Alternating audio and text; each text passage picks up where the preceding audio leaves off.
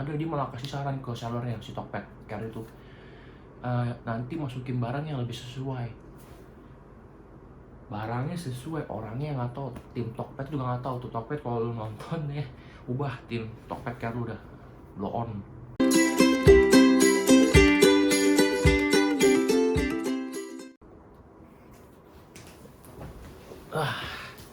Oke, halo, selamat malam. Nah ini karena gue syuting malam nih, gaya syuting. Oke, selamat pagi, siang, sore, malam teman-teman semua. Gimana kabarnya? Semoga masih pada sehat-sehat aja ya. Nih Covid juga makin tinggi ya, cuman ya udah lama gimana lagi. Dinikmatin aja Covid ini, pasti ada berkahnya juga ya. Walaupun ini sekarang Imlek, jadi sedikit angpau, gila nih, bener-bener sedikit banget angpau. Nah, hari ini mau bikin video iseng aja nih, bikin video tentang seputar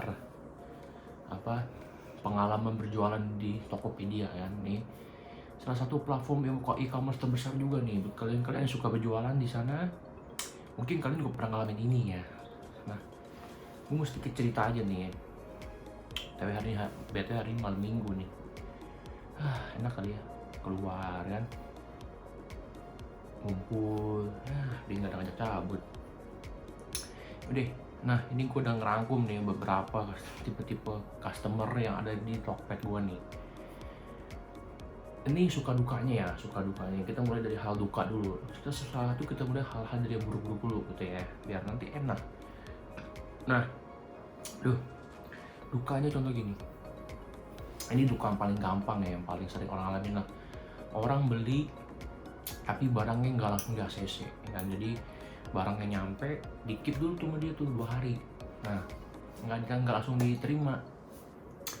Itu sebenarnya nggak rugi kita sih, cuma kan ya sebenarnya ada change yang dimana gini. Contoh misalnya dari 2 hari itu kalau mereka misalnya tiba-tiba pakai rusak, maksudnya ngerusak dalam artian sengaja dirusak ya, atau rusak gara-gara human error, bukan gara-gara alatnya sendiri gitu. Kalau gara-gara human error kan kita rugi jadinya, dia rusakin kita ganti. Tapi kalau dari alatnya sendiri rusak kan masih mending. Sebenarnya itu hal-hal seperti itu sebenarnya yang cukup sering terjadi. Jadi dikasih waktu 2 hari, ternyata dia nggak bisa pakai, rusak, minta retur. Nggak di retur, kasih bilang jelek. Itu menurut gue salah satu dukanya ya, karena jadi gimana ya, jadi greget juga nih lama-lama gitu. Nah, ada juga gini, ini lucu nih, barang nggak sesuai kegunaannya.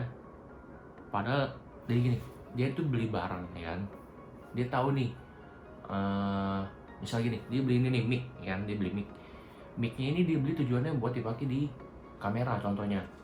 Tapi ternyata dia nggak tahu kalau mic ini cuma bisa pakai di handphone. Itu salah siapa? Salah pembelinya kan. Kita yang jual kan harus tahu nih ini buat handphone, tapi tetap beli maksudnya buat ke kamera. Nah, hal seperti itu tuh lucu banget nih orang-orang kayak gini nih. Dia marah-marah dong, dia marah-marah kayak barangnya nggak bisa dipakai lah segala macam. Lah itu kan resiko lo beli online. Lu udah tahu itu barang nggak cocok, kenapa lu beli gitu kan? Dan marah-marah kasih rating jelek. Nah itu cukup, menurut gua hal yang cukup lucu ya itu. Udah lu tahu ini buat handphone, kenapa lu beli? Nah habis lu beli lu marah-marah. Dan yang gua nggak sukanya, Tokped itu terlalu pro ke pembeli. Lah dia komplain, masa tim yang Tokped Care dia nggak tahu sih kalau si orangnya sini salah beli, bukan kita yang ngirimnya barang yang salah gitu. Nah di studio dia malah kasih saran ke sellernya si Tokped Care itu, nanti masukin barang yang lebih sesuai. Barangnya sesuai, orangnya nggak tahu, tim Tokped juga nggak tahu tuh. Tokped kalau lu nonton ya, ubah tim Tokped Care lu udah blow on. Ada juga yang si respect. Nah jadi ini orang-orang gue dan satu ya, si respect sama si peduli. Nah ini 2 orang ini nih. Respect tuh kayak gini, dia misalnya beli barang, gue lagi banyak banget jual kompor portable kan. Kita packing bagus nih, terjaga kan, pakai kardus bubble wrap. Cuma kadang-kadang sampai ke customer itu pecah, itu namanya bukan dusnya, koper portable-nya cuma kayak seuprit gitu, kayak retak. Nah kadang itu kan kesalahan dari pihak pengirimannya. Nah si respect ini dia tetap kasih bintang 5, difotoin dengan bagus dengan, walaupun nanti dikasih endingnya kayak meskipun sedikit tetapi nggak apa-apa, tapi barang tetap bagus. Nah itu si respect, itu kayak orang yang peduli gitu. Maksudnya emang dia sama si penjual tuh kayak mau respect lah, dia ngirim gue bagus kok, mungkin dia salah si pengirimannya gitu. Nah kalau si Peduli ini sama kurang lebih kasih respect. Kalau si Peduli dia lebih ke apa namanya, gimana ya bilangnya, ya kayak kurang lebih tuh si Peduli masih respect tuh sama lah sebenarnya. Dia peduli sama sellernya gitu, dia juga oh gini, si Peduli ada juga orang pernah dia beli barang, ternyata barang itu nggak bisa dipakai di yang dia buat dia tujuin itu, tapi dia tetap kasih bintang 5 walaupun nggak bisa pakai. Maksud orang-orang kayak gitu, bukan orang yang dia tahu ini buat handphone beli buat kamera terus nggak bisa, dia marah-marah minta retur, balikin duit, dan disetujuin lagi sama Tokped. Mikir. Nah ini juga si marah-marah ya basic lah ya, marah-marah kayak nggak jelas gitu marah-marah. Ini ada yang lucu juga nih, si pesaing licik. Jadi gini, gue buka jual kompor ya, nah ada lagi pesaing gue tuh di Jakut juga nggak salah, di Jakut. Dia lihat gue jualan banyak, dia beli satu kompor gue dirusakin sama dia, terus dikasih bintang 1, cuma dia doang bintang 1. Alasannya barang penyok, logika gini, itu kan barang dari pabrik pasti kan ada QR kan, ya dimana kayak QR lagi QC ya kan, kayak quality control. Masa barang penyok kita jual nggak mungkin kan, itu bener-bener penyok yang kayak bekas ketok palu, dia penyok dikasih bintang 1. Dan ternyata pembeli itu dia punya toko di Tokped. Kurang ajar orang ini, diiri kasih bintang 1.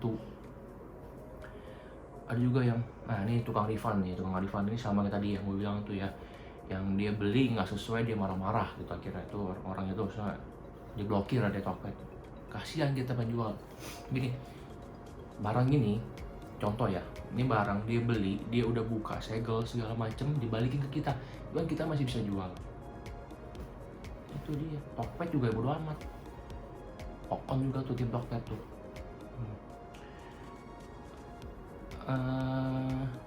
Oke. Oh, ini juga ada hal lucu.